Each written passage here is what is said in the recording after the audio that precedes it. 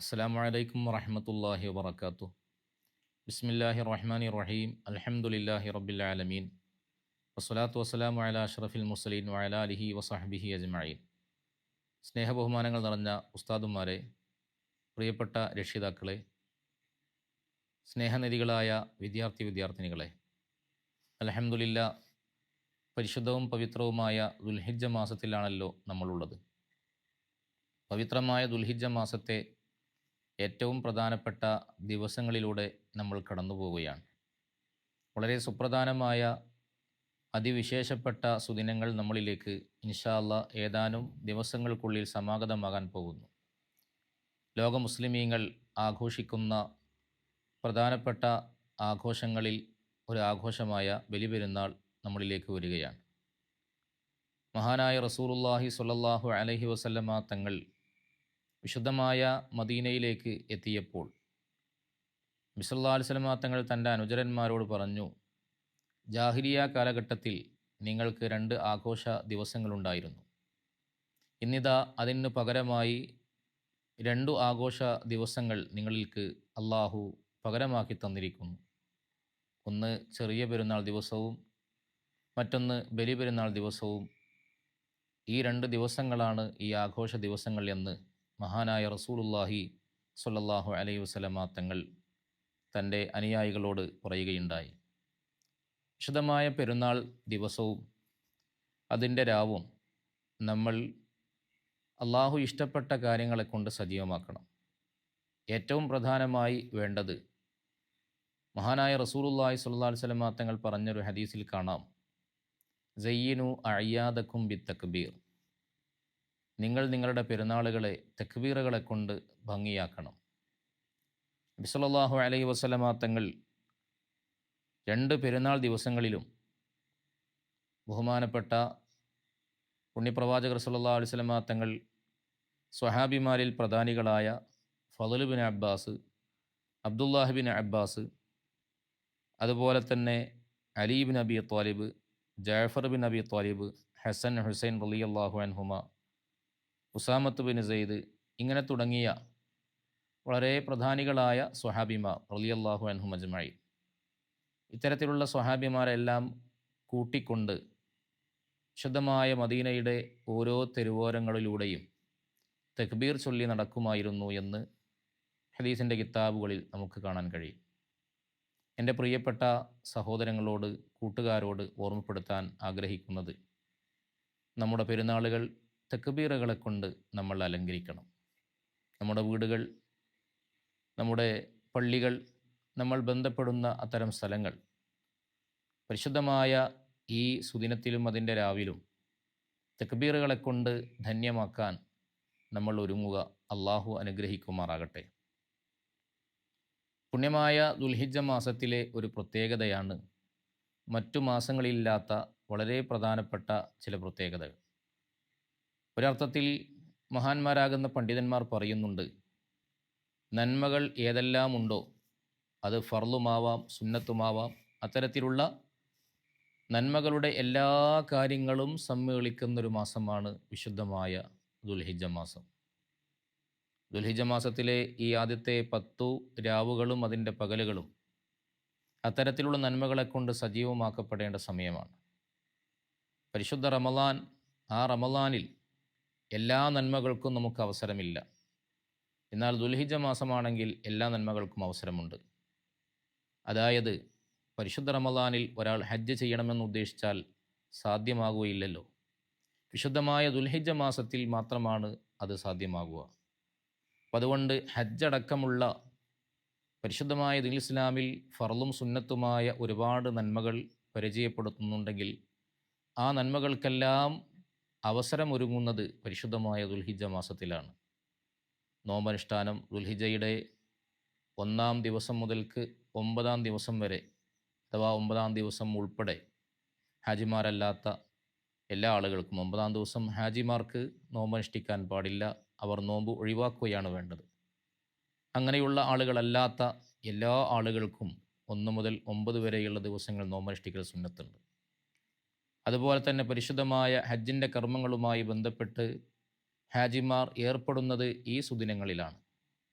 ധാരാളം സ്വതക്കുകൾ ചെയ്യാനുള്ള അവസരം, അങ്ങനെ തുടങ്ങി ഒരുപാട് നന്മകൾ ചെയ്യാൻ പറ്റുന്ന വളരെ പ്രധാനപ്പെട്ട ഒരു സമയമാണ് ദുൽഹിജയുടെ ഈ പ്രധാനപ്പെട്ട സമയങ്ങൾ. അതുകൊണ്ട് ഇത്തരത്തിലുള്ള അള്ളാഹു ഇഷ്ടപ്പെട്ട നന്മകൾക്ക് വലിയൊരു അവസരമായി നമുക്ക് നൽകിയിട്ടുള്ള ഈ സമയം, അള്ളാഹു ഇഷ്ടപ്പെട്ട ധാരാളം കാര്യങ്ങൾ ചെയ്യാൻ വേണ്ടി നമ്മൾ അവസരം കണ്ടെത്തണം, അതിനുവേണ്ടി പരിശ്രമിക്കണം. അള്ളാഹു അനുഗ്രഹിക്കുമാറാകട്ടെ. പരിശുദ്ധമായ ദുൽഹിജ്ജ മാസത്തിൽ വളരെ പ്രധാനപ്പെട്ട 3 രാത്രികൾ പരിചയപ്പെടുത്തുന്നുണ്ട്. ആ 3 രാത്രികളും ദുൽഹിജ്ജ മാസം അല്ലാത്ത മറ്റു മാസങ്ങളിലുള്ള 2 രാത്രികളും, അങ്ങനെ 5 രാത്രികൾ വളരെ പ്രധാനപ്പെട്ട രാത്രികളാണ്. ഈ 5 രാത്രികൾ അള്ളാഹു ഇഷ്ടപ്പെട്ട കാര്യങ്ങളെ കൊണ്ട് ഒരാൾ സജീവമായി കഴിഞ്ഞുകൂടിയാൽ അത്തരം ആളുകൾക്ക് സ്വർഗം നിർബന്ധമാണെന്ന് പരിശുദ്ധ പ്രവാചകർ സല്ലല്ലാഹു അലൈഹി വസല്ലം തങ്ങൾ പഠിപ്പിക്കുന്നുണ്ട്. ഒന്ന് യൗമുത്തർവിയ, ദുൽഹിജ്ജ ലൈലത്തുത്തർവിയ, ദുൽഹിജ്ജ 8-ൻ്റെ രാവ്. ഒന്ന് ലൈലത്തുത്തർവിയ, ദുൽഹിജ്ജ 8-ൻ്റെ രാവ്. രണ്ടാമത്തത് ലൈലത്തു അറഫ, അറഫ രാവ്, ദുൽഹിജ്ജ 9-ൻ്റെ രാവ്. മൂന്നാമത്തത്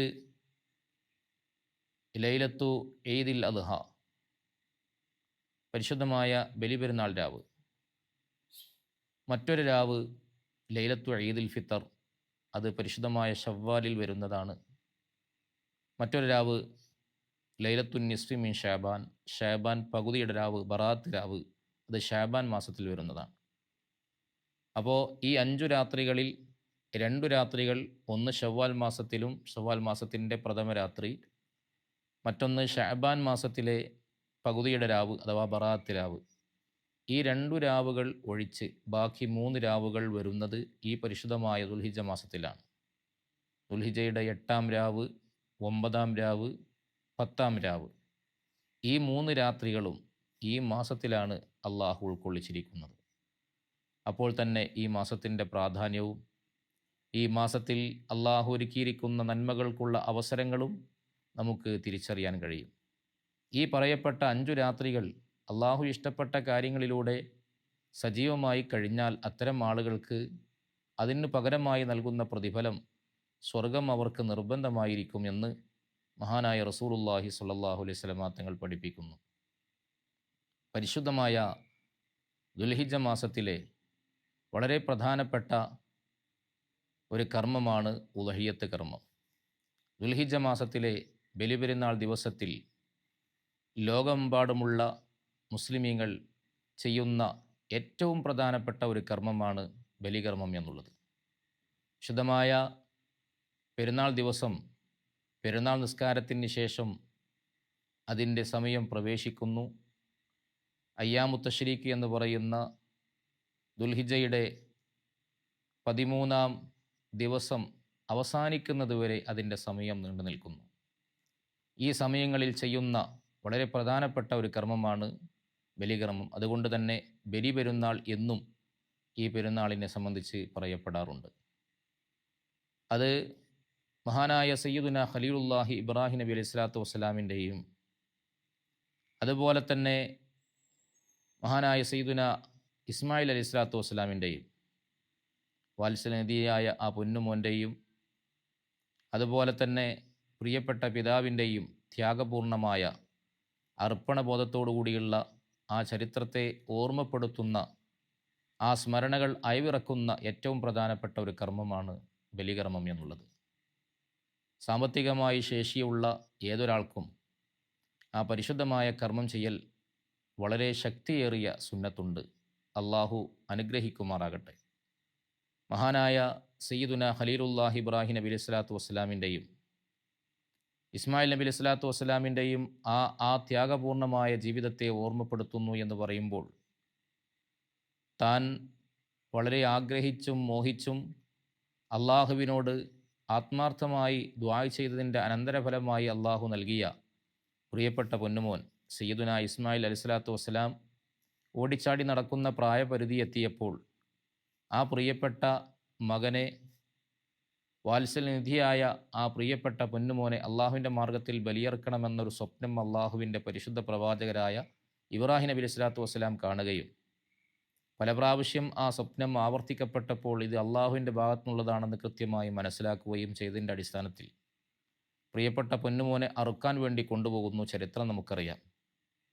അങ്ങനെ മിനയുടെ താഴ്വാരത്തിലെത്തിയപ്പോൾ പ്രിയപ്പെട്ട മകനോട് ഉപ്പ പറയുന്നൊരു രംഗമുണ്ട്. എൻ്റെ പ്രിയപ്പെട്ട രക്ഷിതാക്കളും പ്രിയപ്പെട്ട പൊന്നുമക്കളും ഈ കാലഘട്ടത്തിൽ പ്രത്യേകിച്ച് മനസ്സിലാക്കേണ്ട ചിന്തോദ്ദീപകമായിട്ടുള്ള ഒരു സന്ദേശമാണ് പ്രിയപ്പെട്ട ആ പിതാവിൽ നിന്നും ആ വാത്സല്യനിധിയായ പൊന്നുമോലിൽ നിന്നും നമുക്ക് പഠിക്കാനുള്ളത്. പ്രിയപ്പെട്ട മകനോട് ഇബ്രാഹിം നബി സ്വലാത്തു വസ്സലാം ചോദിക്കുകയാണ്, അല്ലയോ പൊന്നുമോനെ, ഞാൻ സ്വപ്നത്തിൽ നിന്നെ അറുക്കുന്നതായി സ്വപ്നം കണ്ടിരിക്കുന്നു. അതുകൊണ്ട് മകൻ്റെ അഭിപ്രായമെന്ത്? പ്രിയപ്പെട്ട പിതാവിൻ്റെ ചോദ്യത്തിന് മറുപടിയായി മഹാനായ സയ്യിദുനാ ഇസ്മായിൽ അലൈഹി സ്വലാത്തു വസ്സലാം മറുപടി കൊടുത്തത്, അല്ലയോ പ്രിയപ്പെട്ട പിതാവേ, ഇഫ് അൽ മാ തുമർ, നിങ്ങളോട് കൽപ്പിക്കപ്പെട്ടത് എന്താണോ അത് നിങ്ങൾ പ്രവർത്തിച്ചു കൊള്ളുക. സതജിദുനി ഇൻഷാ അല്ലാഹു മിനസ് സ്വാബിരീൻ, ക്ഷമാശീലരുടെ കൂട്ടത്തിൽ എന്നെ നിങ്ങൾക്ക് പിന്നീട് കാണാൻ കഴിയും. ക്ഷമിക്കുന്ന ആളുകളുടെ കൂട്ടത്തിൽ പിന്നീട് നിങ്ങൾക്ക് ആഖിറത്തിൽ എന്നെ കണ്ടുമുട്ടാം എന്ന രീതിയിലുള്ള ഒരു പിതാവ് ആഗ്രഹിച്ചതിലും പ്രതീക്ഷിച്ചതിലും അപ്പുറത്തുള്ള സന്തോഷകരമായൊരു മറുപടിയാണ് പ്രിയപ്പെട്ട മകനിൽ നിന്ന് ആ പിതാവിന് കേൾക്കാൻ കഴിഞ്ഞത്. ഇവിടെ അനുസരണം, അതുപോലെ തന്നെ 10 ഗുണം 10 ഗുണം എന്ന രീതിയിൽ ആ പിതാവിൻ്റെ പൊന്നുമോലിൽ നിന്ന് അത്തരത്തിലുള്ള സന്തോഷകരമായ മറുപടിയാണ് ആ പിതാവിന് കേൾക്കാൻ കഴിഞ്ഞത്. ഇവിടെ നമ്മൾ മനസ്സിലാക്കേണ്ടത്, പ്രിയപ്പെട്ട ഇസ്മായിൽ അലൈഹി സ്വലാത്തു വസ്സലാം തൻ്റെ പിതാവിനോട് അള്ളാഹുവിൻ്റെ കൽപ്പന എന്തുണ്ടോ അത് അനുസരിക്കാൻ എല്ലാവിധ സമ്മതവും നൽകുകയാണ്. ഈ കാലഘട്ടത്തിൽ ഏറെ പ്രസക്തിയുള്ളതാണ്. മാതാപിതാക്കളും മക്കളും തമ്മിലുള്ള ബന്ധങ്ങൾ ഊട്ടി ഉറപ്പിക്കേണ്ടതിൻ്റെ പ്രസക്തിയും അതിൻ്റെ പ്രാധാന്യവും ഈ ഒരു ചരിത്ര പശ്ചാത്തലത്തിൽ നിന്ന് നമുക്ക് കൃത്യമായി മനസ്സിലാക്കാൻ കഴിയും. പരസ്പരം സ്നേഹം കൈമാറിയും പരസ്പരം സഹായിച്ചും പരസ്പരം സന്തോഷങ്ങൾ പങ്കുവച്ചും അള്ളാഹുവും അള്ളാഹുവിൻ്റെ പരിശുദ്ധ പ്രവാചകരും ഏറെ ഇഷ്ടപ്പെടുന്ന അത്തരം പ്രവർത്തനങ്ങൾ എന്തെല്ലാമുണ്ടോ അതൊക്കെ ചെയ്തുകൊണ്ട് ഈ പെരുന്നാളിനെ ആഘോഷിക്കുവാൻ നമ്മൾ തയ്യാറാകണം. അതിനൊരു പ്രചോദനവും പ്രോത്സാഹനവും ആവട്ടെ നമ്മുടെ ഈ സന്ദേശങ്ങൾ എന്ന് ഈ സന്ദർഭത്തിൽ ആശംസിക്കുന്നു. അതോടൊപ്പം തന്നെ വളരെ പ്രധാനപ്പെട്ട ഒരു കാര്യം എൻ്റെ പ്രിയപ്പെട്ട വിദ്യാർത്ഥിനികളോട് ഓർമ്മപ്പെടുത്താൻ ആഗ്രഹിക്കുന്നത്, നിങ്ങൾ ഭാവി പ്രതീക്ഷകളാണ്. നിങ്ങളുടെ മദ്രസാ പഠനവും അതോടൊപ്പം തന്നെ സ്കൂൾ പഠനവും, സ്കൂൾ അധ്യയന വർഷം ആരംഭിച്ചു, പുതിയൊരു അധ്യയന വർഷത്തിലേക്ക് നമ്മൾ പ്രവേശിച്ചിരിക്കുകയാണ്. ഈ സമയത്ത് മതപഠനവും ഭൗതിക പഠനവും മദ്രസാ പഠനവും സ്കൂൾ പഠനവും വളരെ നല്ല രീതിയിൽ, മെച്ചപ്പെട്ട രീതിയിൽ, മികച്ച രീതിയിൽ ഉത്സാഹപൂർവ്വം മുന്നോട്ട് കൊണ്ടുപോകാൻ വേണ്ടി നിങ്ങളെല്ലാവരും തയ്യാറാവണം. അതിനുള്ള ആവേശമാവണം, അതിനുള്ള താല്പര്യമാവണം നിങ്ങളിൽ ഉണ്ടായിത്തീരേണ്ടത്. മദ്രസയിലും സ്കൂളിലും നിങ്ങൾ അച്ചടക്ക ബോധമുള്ള നല്ല മക്കളായി മാറേണ്ടതുണ്ട്. അള്ളാഹു അനുഗ്രഹിക്കട്ടെ. മാതാപിതാക്കളെയും ഗുരുനാഥന്മാരെയും അതുപോലെ തന്നെ മുതിർന്നവരെയും സ്നേഹിക്കുന്ന, ബഹുമാനിക്കുന്ന, രാജ്യത്തിനും നാടിനും സമൂഹത്തിനും സമുദായത്തിനും ഉപകരിക്കുന്ന നല്ല മക്കളായി നിങ്ങൾ മാറണം. അള്ളാഹു അതിന് തൗഫീക്ക് നൽകട്ടെ. അങ്ങനെയുള്ള അച്ചടക്ക ബോധമുള്ള വിദ്യാർത്ഥികളായി മാറാൻ വേണ്ടി മദ്രസാ തലത്തിൽ നമുക്ക് പ്രവർത്തിക്കാനുള്ള വലിയൊരു വേദിയാണ് SBV എന്നുള്ളത്. ബഹുമാനപ്പെട്ട സമസ്ത കേരള ഇസ്ലാം മത വിദ്യാഭ്യാസ ബോർഡിൻ്റെ കീഴിൽ പ്രവർത്തിക്കുന്ന 10,000-കണക്കിന് വരുന്ന മദ്രസകളിലെ പ്രിയപ്പെട്ട വിദ്യാർത്ഥികൾക്ക് പ്രവർത്തിക്കാൻ, ചെറുപ്രായത്തിലെ അങ്ങനെ പ്രവർത്തിച്ച് നല്ല അച്ചടക്ക ബോധമുള്ള വിദ്യാർത്ഥികളായി മാറിത്തീരാൻ വേണ്ടി വലിയൊരു പ്രവർത്തന മേഖല നമുക്ക് ഒരുക്കിയിരിക്കുകയാണ് നമ്മുടെ ഉസ്താദുമാർ. ആ പ്രവർത്തന മേഖലയാണ് SKSBV എന്ന് പറയുന്നത്. SBVയുടെ പ്രിയപ്പെട്ട പ്രവർത്തകരായി ഉത്സാഹത്തോടുകൂടി ഉസ്താദുമാർ നിർദ്ദേശിക്കുന്ന എല്ലാ കാര്യങ്ങളും പാലിച്ചുകൊണ്ട് നമ്മുടെ നാടുകളിൽ നല്ല നല്ല പ്രവർത്തനങ്ങൾ ചെറുപ്രായത്തിലെ നമ്മൾ നടത്തി പരിശീലിക്കേണ്ടതുണ്ട്. അതിന് എല്ലാവരും താല്പര്യപൂർവ്വം മുന്നോട്ട് വരണമെന്ന് സാന്ദർഭികമായി ഓർമ്മപ്പെടുത്തുന്നു. എല്ലാവിധത്തിലുള്ള ഭാവുകങ്ങളും നിങ്ങൾക്ക് നേരുന്നു. അള്ളാഹു നമ്മളെല്ലാം അവൻ ഇഷ്ടപ്പെട്ട സ്വാലിഹീങ്ങളിൽ ഉൾപ്പെടുത്തുമാറാകട്ടെ. ആമീൻ എന്ന് ഒരിക്കൽ കൂടി പ്രാർത്ഥിച്ചുകൊണ്ട് എല്ലാവരും ദുആ ചെയ്യണമെന്ന് പ്രത്യേകം നിങ്ങളോട് വസിയത്ത് ചെയ്തുകൊണ്ട് ഞാൻ വാക്കുകൾ അവസാനിപ്പിക്കുന്നു. വആഖിറു ദഅവാന അനിൽ ഹംദുലില്ലാഹി റബ്ബിൽ ആലമീൻ. അസ്സലാമു അലൈക്കും വറഹ്മത്തുള്ളാഹി വബറകാതുഹു.